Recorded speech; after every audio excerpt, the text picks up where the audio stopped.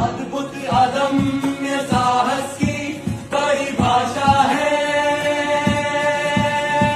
ये मिटती मानवता की एक आशा है। किसी मशहूर शायर ने कहा था, हर एक शुरुआत का एक वक्त होता है और हर वक्त का एक अंत होता है। जो आया है वो एक दिन जाएगा, ये समय का पहिया है घूमता ही जाएगा। ये ज़िंदगी का सच है, हर चीज़ जो अस्तित्व में है एक दिन अपना अंत ज़रूर पाएगी और यही अंत उसे उसका असली मायने देता है। हर चीज़ का एक समय होता है और एक अंत भी। ये एक यूनिवर्सल ट्रूथ है जो हमें समझना ज़रूरी है। एक टाइम के बाद लोग पुरानी चीज़ों को या तो भूल जाते हैं या उनका एक इवॉल्व वर्जन देखना चाहते हैं, और ये भूलना या इवॉल्व होना ही हमें आगे बढ़ने की ताकत देता है। अगर इंसानी सिविलाइजेशन नए आइडियाज़ और नए लोगों को एक्सेप्ट नहीं करती तो क्या हम आज ये टेक्नोलॉजिकल और साइंटिफिक प्रोग्रेस देखते। एवोल्यूशन का मतलब ही है नए को अपनाना और पुराने को रिस्पेक्टफुली अलविदा कहना, और जो नॉलेज है उसे अगले जनरेशन को पास करना। हम सैकड़ों सालों से यही करते आए हैं और यही ह्यूमन स्पीशीज के सर्वाइवल के लिए भी ज़रूरी है।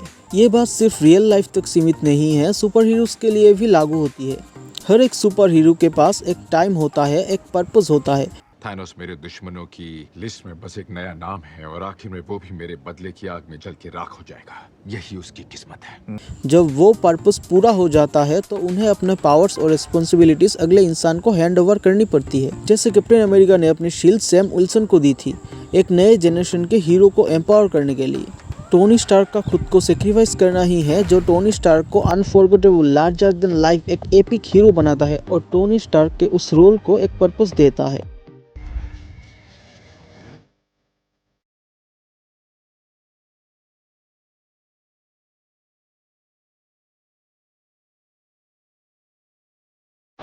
पर अब बात शक्तिमान की करें तो मुकेश खन्ना जी अपना शक्तिमान कैरेक्टर को अपने पास ही रखना चाहते हैं, जैसे माँ अपने बच्चे को आंचल में बांध के रखती है। लेकिन यहाँ एक सवाल उठता है, अगर माँ बच्चे को छोड़ेगी ही नहीं तो वो बच्चा माँ के साये में ही पड़ा रहेगा, वो कभी अपना असली ताकत पहचान ही नहीं पाएगा। मुकेश खन्ना जी को समझना होगा कि अब समय बदल गया है। वो ऑडियंस जो कभी शक्तिमान देखकर एक्साइटेड होती थी अब बड़े हो चुके हैं। अब वो पुरानी चीजें शायद उतना सेंस नहीं बनाती जिसे देख के हम बचपन में पागल होते थे। वो अब हॉलीवुड की high budget epic level super hero movies देख चुकी है। वो नए विलेंस, नए चैलेंजेस और नए पर्सपेक्टिव चाहती है। Avengers!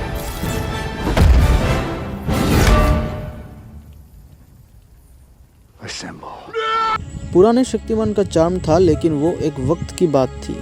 अब नए शक्तिमान को नए स्टाइल में लाना जरूरी है। शक्तिमान को नए एक्टर्स के साथ, नए डायरेक्टर्स और नए पर्सपेक्टिव के साथ इवॉल्व करना होगा। शक्तिमान को मॉडर्न बनाया जा सकता है, और अगर मुकेश खन्ना जी अपने कैरेक्टर और स्टोरी को नए जनरेशन के एक्टर्स को हैंड ओवर करते हैं तो हो सकता है कि हमें एक ऐसी सुपर हीरो मूवी मिले जो ग्लोबल लेवल पर कम्पीट कर सके। क्योंकि ट्रुथ ये है, नए लोग नए आइडियाज ले आते हैं और नए आइडियाज नए हाइट्स तक ले जाते हैं। मुझे मुकेश खन्ना जी के शक्तिमान के साथ वो ऑब्सेशन साफ नजर आता है। आप बोलिए कि शक्तिमान आप क्यों नहीं बन जाते, ये आप बोलना चाहते हो? करेक्ट। पद्मश्री आप ले लीजिए मेरे बिहाफ से, मुझे कोई शौक नहीं पद्मश्री लेने का।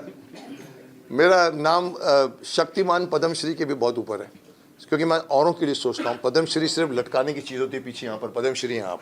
मेरे पास जितनी गुडविल है, सब आज के सभी एक्टरों को मिला के बिठा दो, जितनी गुडविल मेरे पास है। मुकेश खन्ना जी को एक ट्रिब्यूट देने के लिए कुछ ऐसा सीन तो कर ही सकते हैं जहां मूवी में मुकेश खन्ना जी द ओजी शक्तिमान बूढ़े होने के कारण अपनी पावर्स किसी काबिल इंसान को पास करता है।